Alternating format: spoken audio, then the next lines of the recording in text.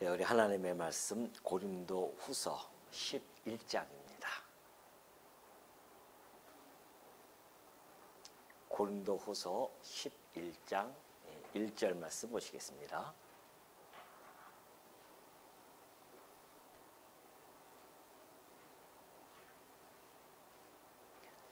원하건대 너희는 나의 좀 어리석은 것을 용납하라. 청하건대 나를 용납하라. 내가 하나님의 열심으로 너희를 위하여 열심을 내노니 내가 너희를 정결한 처녀로 한 남편인 그리스도께 드리려고 중매함이로다. 그러나 나는 뱀이 그 관계로 하와를 미혹한 것 같이 너희 마음이 그리스도를 향하는 진실함과 깨끗하면서 떠나 부패할까 두려워하노라. 만일 누가 가서 우리가 전파하지 아니한 다른 예수를 전파하거나 혹은 너희가 받지 아니한 다른 영을 받게 하거나 혹은 너희가 받지 아니한 다른 복음을 받게 할 때에는 너희가 잘 용납하는구나. 나는 지극히 크다는 사도들보다 부족한 것이 조금도 없는 줄로 생각하노라. 내가 비록 말에는 부족하나 지식에는 그렇지 아니하니 이것을 우리가 모든 사람 가운데서 모든 일로 너희에게 나타내었노라. 6절까지 봉독해 드렸습니다. 자, 이 고린도후서 이제 11장부터는요, 약간 좀 내용이 좀 달리 표현이 되어지는데요. 이제 11장과 12장은 거짓 교사, 고린도 교회에 지금 있는 그 거짓 교사들과 참 사도인 사도 바울을 서로 비교해 가면서, 바울이 그렇게 비교해 가면서 이제 참 사도와 거짓 사도의 차이점을 하나하나 밝혀 나갑니다. 오늘 우리가 살펴볼 1절부터 6절까지는 이제 바울이 교회에게 변호를 해 나갑니다. 당신에 대해서 이제 변호를 해 나가는데, 그러면서 먼저 그 거짓 교사들이 자기를 칭찬하고 자화자찬했었잖아요. 그런데 그것을 바울은 어리석다, 지혜가 없다, 그렇게 얘기했었거든요. 10장 아마 2절인가 그랬을 거예요.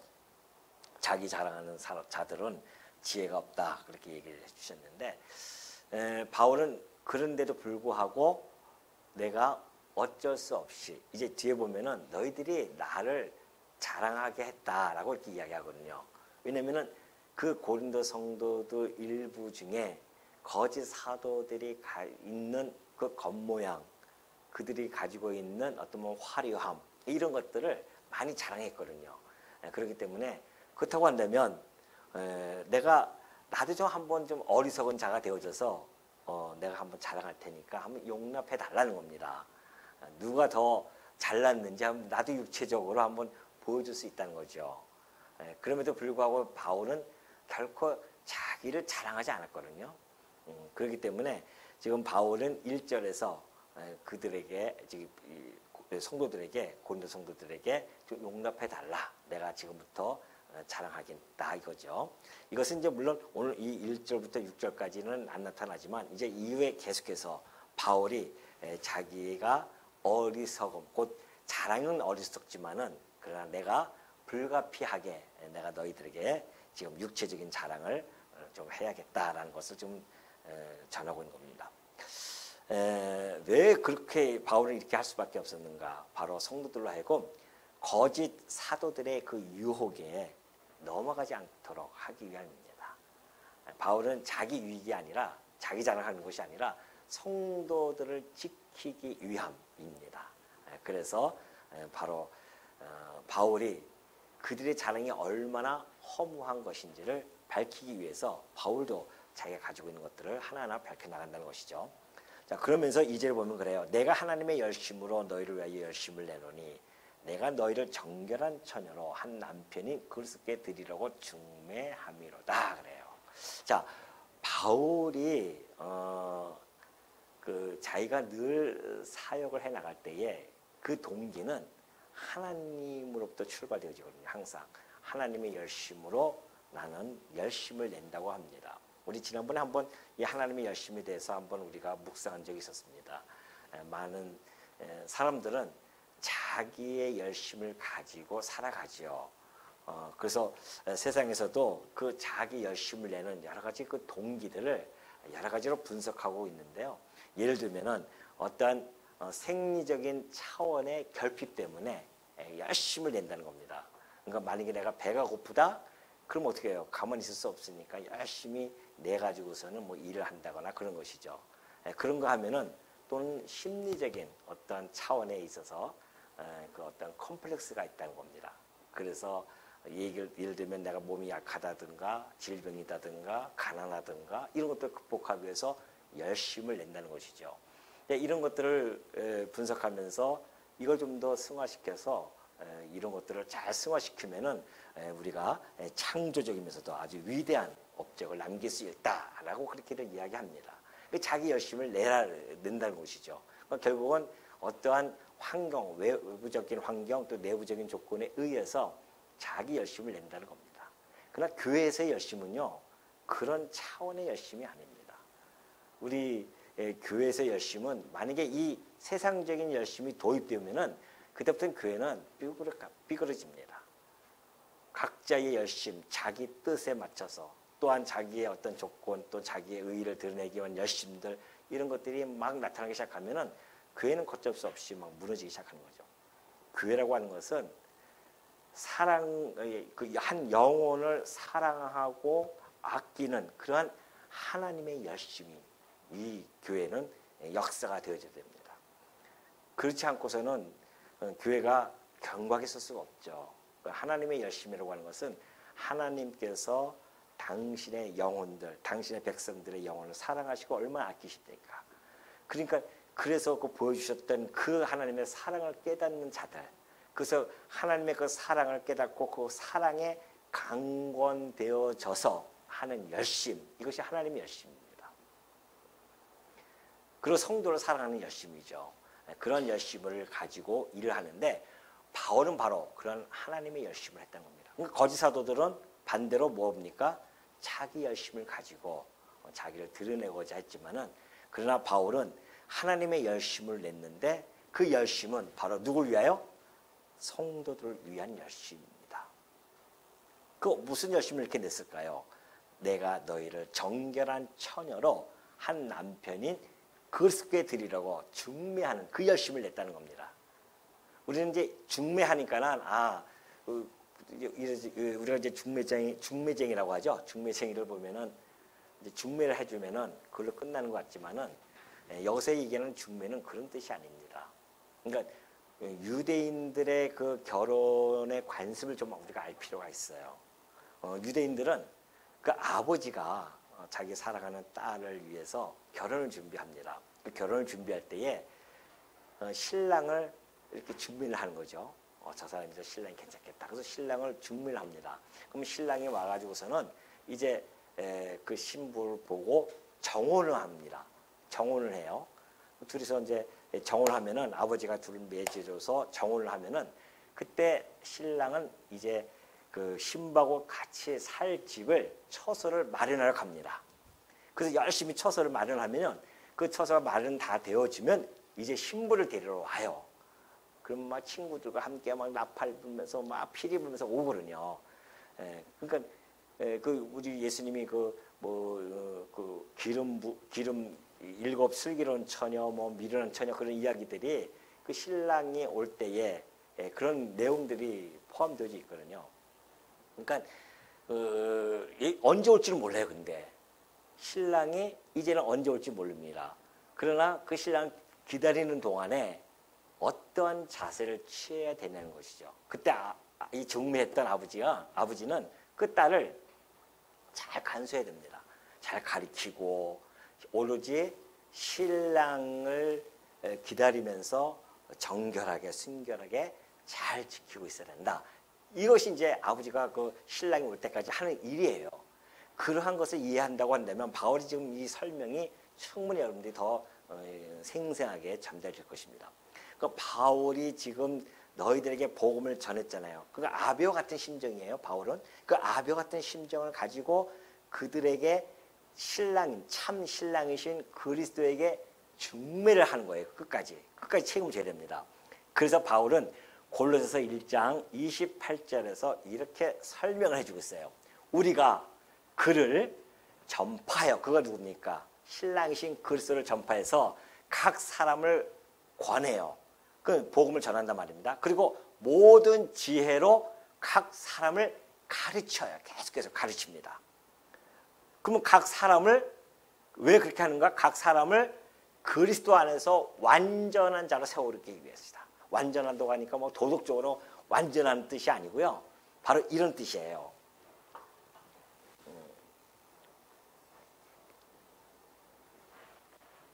자, 예수님이 이 땅에 오셨어요. 지금 우리는 예수님이 이 땅에 온 초림입니다. 이 땅에 오시고 나서 이제 장차 예수님이 다시 이 땅에 재림을 하십니다. 그러니까 예수님이 오시고 나서부터 이 재림의 이 시간 속에 우리는 지금 살아가고 있어요. 근데 여러분과 저는 21세기에 태어났잖아요. 21세기에 태어나가지고서는 이때쯤 우리가 태어났다고 합시다. 자, 이때 우리가 태어났어요. 그리고 이제 살다가 우리가 죽습니다. 죽는데 이 죽음의 날짜는 우리가 모르죠. 이것이 이제 개인적인 종말이라고 합니다. 우린 개인적인 종말이에요. 그리고 예수님이 오시는 이 시기는 역사적인 종말이라고 합니다. 이것도 역시 우리가 모릅니다. 언제 오실지 몰라요.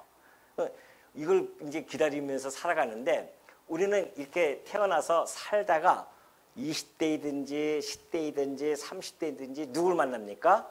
예수 그리스도를 만납니다. 우리 주 예수 그리스도를 여기서 만나요. 이때쯤만 만난다 말입니다. 그러면 이때 우리는 그리스도를 영접합니다. 영접한다고 하는 것은 곧 그와 정혼을 한다는 거예요. 정혼. 그래서 우리는 신부라고 그렇게 표현을 하는 겁니다. 신부. 우리는 그리스도의, 이분은 우리의 신랑이시고 우리는 그의 신부입니다. 그러니까 이제 신부예요. 그 예수님이 올라가시면서 승천하시면서 그런 말씀하셨죠. 내가 너희들이 거할 집을 어떻게? 처소를 예비하러 가노라 그래요. 그 이야기예요. 신부가 이제 우리가 그 신랑과 함께 거할 그 처소를 예비하러 간다는 겁니다. 그 유대인들의 신랑과 저기 결혼하고 똑같지 않습니까? 그래서 예수님이 오셔서 이제 언제 오시는가? 처소가 다 끝나면 오신다는 거 알겠습니까?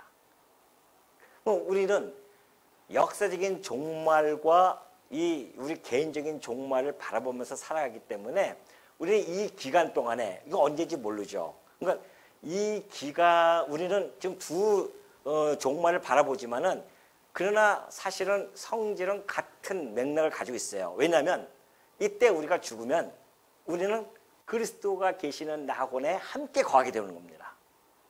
그리고 나서 마지막 역사적 종말이 딱 오면은 그때야 이제 완전 혼인잔치가 와서 벌어지거든요. 혼인잔치 벌어지는데 그러면 이 신부인 이 교회는 예수님이 오시는 곳, 곧 내가 이 죽을 때까지의 어떠한 삶을 살아야겠느냐 그겁니다. 바울은 계속해서 여기서 가르친다는 거예요. 너희를 가르치는 것은 그리스도 안에서 완전한 자로 이기는 거예요. 그게 곧 뭡니까? 그것이 바로 정결하게 우리를 갖다가 영적인 순결함과 성실함으로 정결한 마음으로 다른데 눈을 돌리면 안 돼요. 신부가 신랑이 올 건데 그 신랑이 오는 신랑을 바라보면서 기다려야 되지. 오는 신랑을 안 바라보고서는 옆에 이상 남자 지나가고 뭐 멋진 남자 지나가서 자꾸만 그쪽으로 유혹을 당하면 안 된단 말입니다. 그죠? 그 이야기는 영적인 우리의 신랑이신 그리스도 외에 우리가 자꾸만 세상적인 것에 관심을 우리의 어떤 영적인 것에 자꾸만 그쪽으로 우리의 우상으로 삼는 거죠. 신랑보다 더 귀하게 생각하는 것들. 예를 들면 어떤 재물 이런 것들을 갖다가 우리의 신랑보다 더 귀하게 여겨서 우리 신랑은 바라보지도 아니하고 오직 그 재물만 쫓아간다. 그것이 바로 영적인 뭐예요? 정결이 무너지는 것이죠. 또는 뭐 우상을 숭배한다거나 뭐 점이나 보러 다닌다거나 이렇게 해보십시오.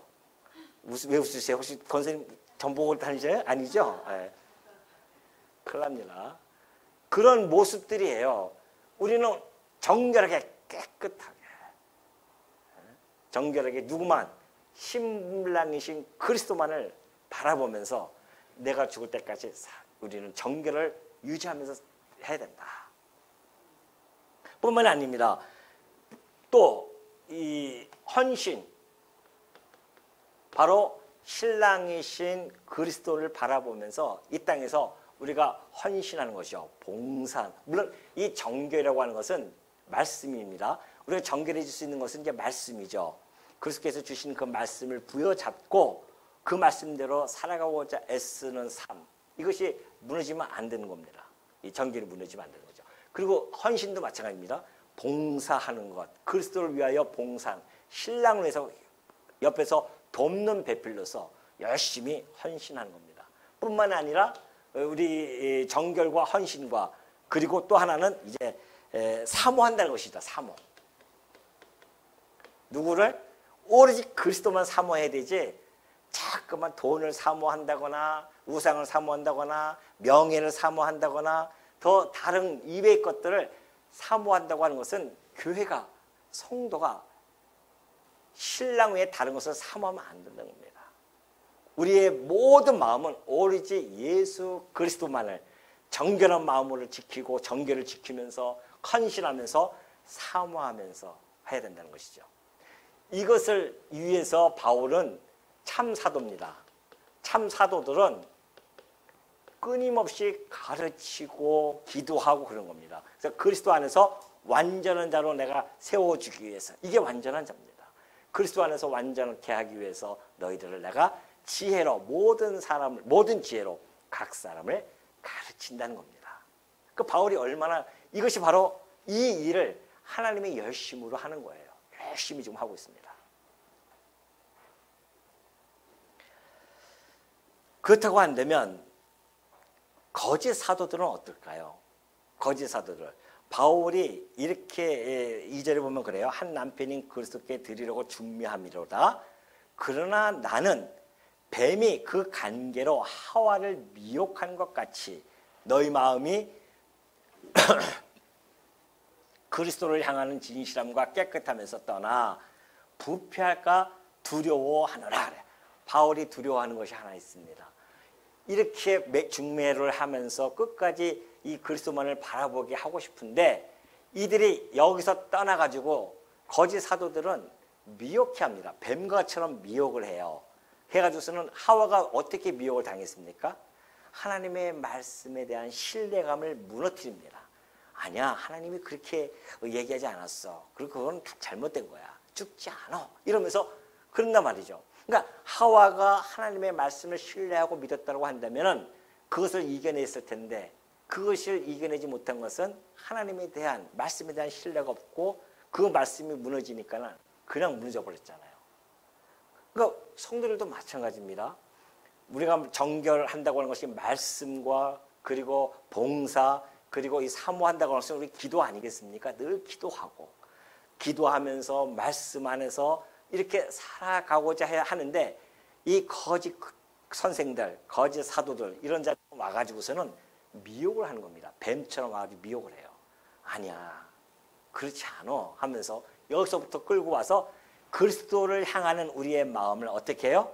그 진실함과 깨끗함에서, 진실함과 깨끗함에서 떠나게 하는 겁니다. 그래서 부패하게 만들어요. 바울은 늘 그것이 두렵다는 겁니다. 너희들이 혹 그 거짓 교사들의 말을 듣고서는 그렇게 될까봐 참 두렵다는 것이죠. 오늘날 얼마나 많은 사람들이 그런 이 뱀처럼 거짓 교사들이 와서 미혹을 합니까? 거기에 지금 떨어져 나간 사람들이 얼마나 또 많이 있습니까? 그러면 그들이 거짓 교사들, 이 거짓 사도들은 어떠한 것들을 잘할까요? 그러면 바울은 이걸 때 참사도는 이걸 위해서, 교회를 위해서 애쓰고 하나님의 열심으로 일하는데, 거짓 사도들은 뭘 전하냐면은 다른 것을 전합니다. 그것이 바로 4절의 말씀이에요. 만일 누가 가서 우리가 전파하지 아니한 다른 예수를 전파하거나 혹은 너희가 받지 아니한 다른 영을 받게 하거나 혹은 너희가 받지 아니한 다른 복음을 받게 할 때는 너희가 잘 용납하는구나 그래요. 아니 이 성도들이 이렇게 잘 이 사도인 바울이 잘 전했는데 이 다른 예수, 다른 영, 다른 복음 이것을 전하는데 왜 이렇게 잘 용납하냐는 것이죠. 지금 그때 당시나 지금이나 이 거짓 사도들이 미혹하면은 다른 예수를 전하고 다른 영을 받게 하며 다른 복음을 전함에도 불구하고 쉽게 용납하는 자가 너무나 많아요 지금도. 그러니까 우리 주변에 보십시오. 이단으로 빠진 사람들 보면은 거의 다가 뭐 기독교인이 거의 이단으로 빠질 경향이 아주 농후합니다. 짙어요 아주. 왜요? 하나님의 말씀, 이 정결과 헌신과 이 사모를 소홀히 하게 되어지면 그리스도를 향하는 진실함과 이 거룩하면서, 그렇죠? 진실함과 또 깨끗하면서 떠나서 부패할 수밖에 없습니다. 그럼 다른 예수를 이들은 어떻게 전할까요? 아니 예수님은 누구예요? 우리는 예수님은 참 인간이시며 하나님의 아들이시며 참 인간으로 오셨기 때문에 예수님은 인성과 신성을 함께 가지고 계신 분입니다. 그죠? 우리는 인성과 신성을 참 인간이시며 참 하나님이기 때문에 신성과 인성을 같이 가지고 계셔요. 그런데 역사적으로 이단들은 그 예수님을 그렇게 전하지 않습니다. 인성에 초점을 맞춰서 전하는 자들이 있습니다. 그 자유주의 신학자들이 또 그래요. 그래서 인간 예수에 초점을 맞춥니다. 그러다 보니까 성경에 신성의 예수님이 했던 일들은 인정하지 않아요. 인간 예수, 누가 오른밤을 치거든 왼밤을 돌려대고, 누가 겉옷을 달라면 속옷도 벗어지고, 와 이런 도덕적이고 윤리적인 이러한 사람이 세상에 어디 있냐 이러면서 인간 예수를 부각시킵니다. 그 예수는 무슨 예수다? 다른 예수입니다. 성경에서 이야기하는 다른 예수예요. 그러니까 그때도 그런 자들이 많이 있었단 말입니다. 이 예수는 유대인의 혈통을 타고 왕족을 타고 왔는지는 모르겠지만은 전 우주적인 범우주적인 그 세계의 만왕의 왕은 아니다라고 이야기하는 자들이 있단 말입니다. 그때 당시에도. 그러니까 이렇게 이야기하는 자들 뿐만이 아니면 또 그런가 하면은 또는 신성만 강조한 자들이 있어요. 인성, 어떻게 그 신이 인간의 이 육체, 더러운 육체를 입고 이 땅에 올 수 있겠느냐 그런 이야기죠. 그래서 인간의 형체, 인간의 육신을 입고 온 것이 아니라 그냥 형체만 이렇게 보여줬다. 그것이 이제 영지주의자들이 얘기했던 가연설이었거든요. 그러한 것들이 신성만 또 강조하는 겁니다. 그것도 성경에서 이야기하는 다른 예수입니다. 성경은 하나님의 아들, 신성을 가신 하나님이 아들이 이 땅에 인성을 입고 이 땅에 오신 거예요. 그러니까 그분에게는 신성과 인성이 함께 있는 분이십니다. 이걸 같이 다루지 아니한다고 한다면은 이것은 곧 다른 예수를 전하는 것에 다름 아니다. 그리고 어떤 자들은 십자가에 못 박혔지만은 그는 부활하지 않았다라고 이야기하는 자들도 있습니다. 그렇기 때문에 이러한 다른 예수를 전하는 자들 참 많습니다. 그것뿐만이 아니에요. 또 자기가 뭐예요? 재림 예수래요. 그런 자들도 얼마나 많은지 몰라요. 예수님 이후로부터 재림 예수가 얼마나 많이 탄생인지 모릅니다. 다 저마다 자기가 재림 예수라고 하니까 우리 한국 땅에도 얼마나 많이 있었습니까? 그러니 이 참 교주들이죠. 재림 예수. 교주들이 주로 다 얘기합니다. 다 다른 예수예요. 여기에 얼마나 많이들 끌려갑니까? 얼마나 잘 용납하고 있어요 지금. 그때뿐만이 아니라니까요. 지금도 여전히 ing입니다. 현재 진행형이에요. 여전히 그냥 다른 예수를 믿고 다른 영을 잘 받아들인다고 하지 않습니까? 너희가 받지 아니한 다른 영, 받지 않았어요. 이들에게 사도가 참 사도인 바울이 전했던 그 영은 어떤 영이냐면요. 고린도전서 2장 11절에 잘 나타나 있죠. 우리가 세상의 영을 받지 아니하고 오직 하나님으로부터 온 영입니다. 성도가 받은 영은 하나님으로부터 온 영, 곧 성령이에요. 그 세상의 영이 아닙니다. 근데 이들은 다른 영을, 세상의 영을 너무나 잘 받아들였어요. 이들은 세상의 영을 잘 받아들였단 말입니다. 그 세상의 영이라고 하는 것은 이는 우리로 하여금 하나님께서 우리에게 은혜로 주신 것들을 알게 하려 하심이라 우리가 이것을 말하거니와 사람의 지혜가 가르친 말로 아니었다는 겁니다. 세상의 영은, 이 세상의 영에서 나타나는 것은 인간의 지혜, 지식, 영입니다. 세상의 영은 인간의 지혜와 지식의 영이에요. 그래서 인간의 철학이라든가 인간이 가지고 있는 어떤 문학이라든가 이런 것들을 통해서 그 영을 받아들여가지고 그것이 최고의 가치로운 줄 알고 그렇게 살아가는 자들입니다. 그 세상에부터 온 영이군요. 바울이 전했던 그 영은 하나님으로부터 온 영이었기 때문에 하나님의 지혜로 가르쳤어요. 하나님의 지혜의 영으로 말미암아 그 하나님의 그 계시의 말씀을 깨달아 알 수 있게 되어진 것이죠. 근데 세상은 바로 이걸 가르쳐줘요. 그러니까 이 거짓 사도들이 와가지고서는 자꾸만 인간의 지혜, 철학 이런 것들을 얘기하니까 그걸 받아들인단 말입니다. 그래서 다 이게 세상의 영들이거든요. 그걸 잘 용납해요. 뿐만이 아닙니다. 종의 영이에요. 이제 우리가 이것을 말하거니와 우리는 성령께서 가르치신 것으로 한다고 그랬죠. 하니 영적인 일은 영적으로서 분별하느니라. 15절 너희는 다시 무소하는 종의 영을 받지 아니하고 양자의 영을 받았으므로 우리가 아빠 아버지라고 부르짖느니라. 주는 영이시니 주의 영이 계신 곳에는 자유가 있어요. 우리는 양자의 영을 받았고 자유의 종입니다. 그런데도 불구하고 여전히 이 종의 영을 전합니다. 종의 영을 받아요.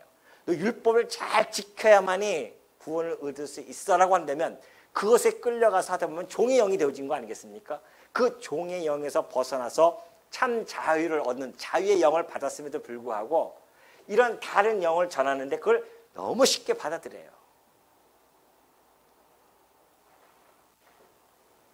그리고 하나님의 나라는 먹는 것과 마시는 것이 아니야. 오직 성령 안에 있는 뭐예요? 의와 평강과 희락의 영입니다. 우리가 전하는 영은 의와 희락과 평강의 영을 우리는 받았는데 다른 영은 뭐예요? 두려움이에요. 종의 영이니까 두려움의 영이겠죠. 이 영을 전하는데도 불구하고 이것을 너무 쉽게 받아들인다는 겁니다. 또 하나 다른 복음입니다. 다른 복음이 뭘까요? 오직 그리스도만이 우리의 구속주이다. 그리고 그리스도만이 우리를 구원해 주시는 길이다. 라고 그렇게 바울은 가르쳤는데 너무나 다른 복음을 전합니다. 갈라디아서 1장 16절 보면 그래요. 그리스도의 은혜로 너희를 부르셨어요. 그리스도를 통해서 그리스도의 은혜로 우리를 부르셨는데 너희가 이같이 속히 떠나 다른 복음을 따르는 것을 내가 이상하게 여기노라. 다른 복음이 없나니. 그때부터 이미 다른 복음을 너무 많이 따르기 시작해요. 바울이 전한 그 복음에서 떠나가지고서는 바울이 참 이상하다. 내가 너희들에게 이렇게 그리스도의 은혜의 복음을 전했음에도 불구하고 어떻게 그렇게 다른 복음을 쉽게 쫓아갈 수 있겠냐 말이죠. 이상하단 말입니다. 그럼 다시 한번 내가 얘기하겠다는 거죠. 다른 복음은 없다. 이 다른 복음은 없다는 겁니다. 다만 어떤 사람들이 너희를 교란하여 그리스도의 복음을 변하게 하려 함이라. 그러나 우리나 혹은 하늘로부터 온 천사라도 우리가 너희에게 전한 이 복음, 예수 그리스도에 대한 복음 외에 다른 복음을 전하면 저주를 받을지어다. 다른 이로서는 구원을 받을 수 없나니 천하 사람 중에 구원을 받을 만한 다른 이름을 우리에게 주신 일이 없습니다. 그래요. 뭔 얘기인지 알겠죠?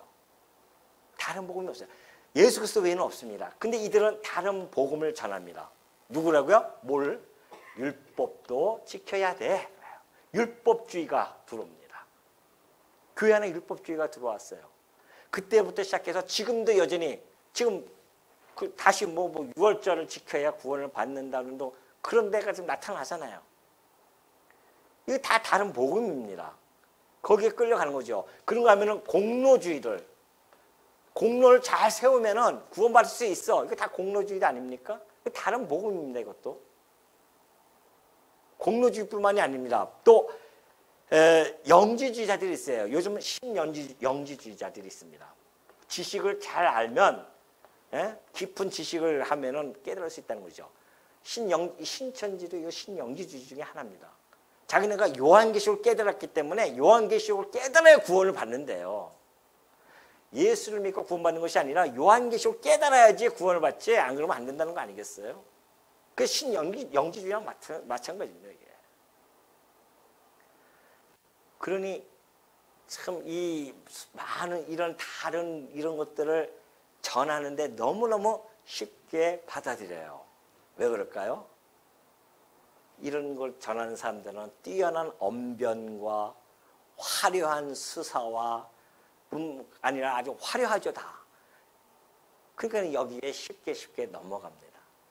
그러니까 여러분 예수님을 우리가 이 진리의 말씀을 받고 예수님이 오실 때까지 내가 죽을 때까지 내 신앙을 지켜나간다고 하는 것이 얼마나 어려운 건지 모릅니다. 그 순간순간 고비가 얼마나 많은지 몰라요. 그냥 가는 곳곳마다 완전 지뢰밭이 있고요. 그리고 사망의 음침한 골짜기가 곳곳에 어려 있고요. 우리가 그것을 다 지나가야 됩니다. 그 사망의 골짜기를 지날지라도 우리가 해를 두려워하지 아니하고 주의 지팡이가 나를 안위하시나이다 하고 그 믿음을 가지고 한 걸음 한 걸음 나아가는 것뿐이지 주의 지팡이가 아닌 곳에 어떻게 우리가 이 험난한 세상에서 살아갈 수 있겠습니까?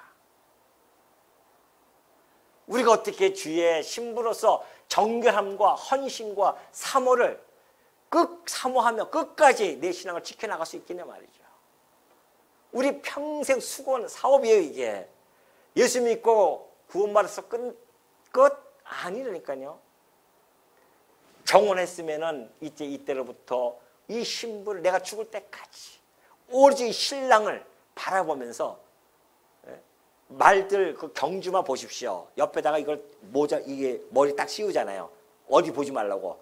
옆에 보지 말고 목표를 향해서 쟁기를 든 자는 뒤를 돌아보지 않고 가는 겁니다. 오로지 주를 향해서 죽으나 사나 주를 위하여 살아가는 자들이에요. 그것이 우리 성도들이 해야 할 일이라는 것을 바울이 너무나 잘 밝혀주고 있습니다.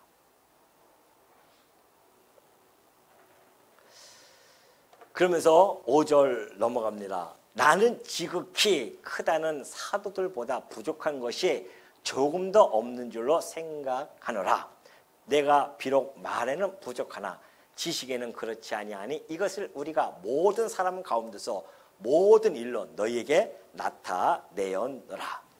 여기서 바울이 내가 말이 부족하다고 하니까는 바울이 잘 말도 어눌하고 잘 이렇게 설교를 할 때에 구사하는 능력이 좀 떨어지나 아니면은 그 설득력이 약했나 이렇게 착각할 수가 있습니다. 그 뜻이 아닙니다. 아니 보십시오. 바울이 어느 정도의 평가를 받고 있냐면요. 사도행전 17장 16절 가니까 바울이 아덴에 들어갑니다.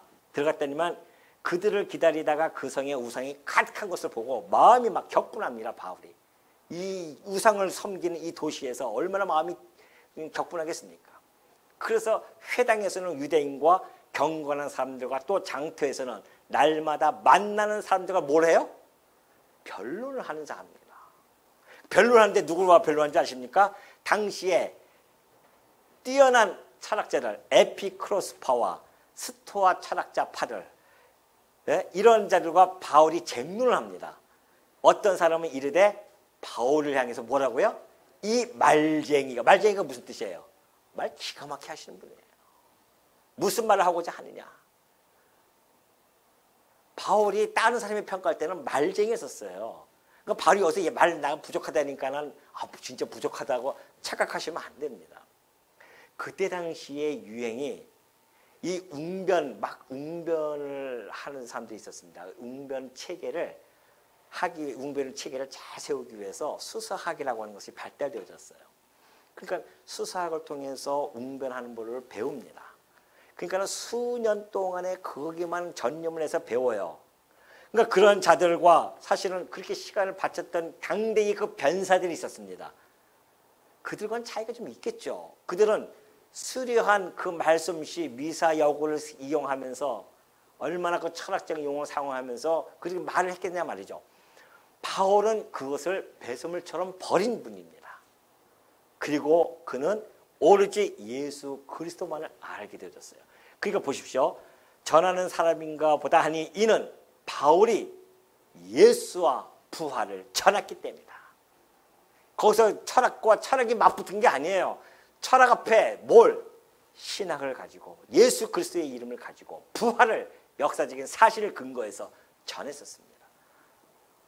바울은 그래서 구약을 들어서 예수가 그리스도이심을 증명하는, 확증시키는 그것이 바울이 했던 참 설교였습니다.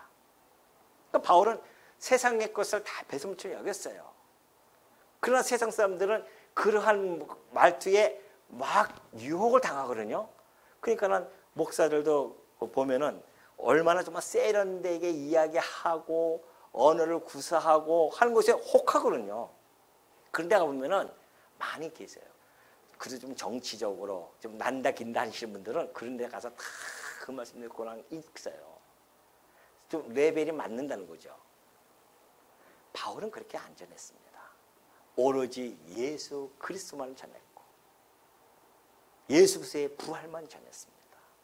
그것이 참 사도와 거짓 사도의 차이점입니다.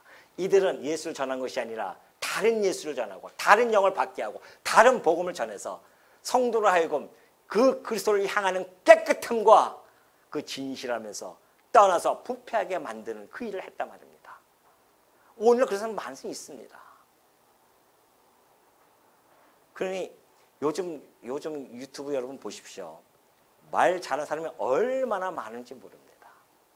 그 어느 신부님도 요즘 보니까 너무너무 재밌게 말 잘하시잖아요.